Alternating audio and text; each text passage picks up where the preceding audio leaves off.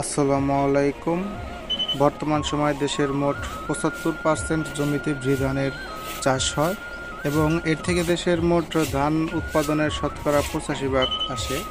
এখনও বেশিরভাগ কৃষক তাদের জমির উৎপাদিত ধান থেকেই বীজ সংরক্ষণ করে এবং পরবর্তী বছরে রোপণ করার জন্য। শুধুমাত্র ভালো মানের বীজের অভাবে অনেকাংশেই ফলন কমে যায়। ধানের ভালো ফলন পেতে হলে অবশ্যই ভালো মানের রোগমুক্ত ধান বীজ রোপণ করতে হবে। আমাদের জান্নাতি বীজ ভান্ডারে পাবেন উন্নত মানের রোগমুক্ত ধান বীজ, যা বাংলাদেশ বীজ প্রত্যয়ন এজেন্সি থেকে সার্টিফাইড করা। তাই আগামী বড় মৌসুমে ভালো ফলন পেতে হলে অবশ্যই রোপণ করুন জান্নাতি বীজ ভান্ডারের ধান বীজ এবং বাম্পার ফলন ঘরে তুলুন। ধন্যবাদ।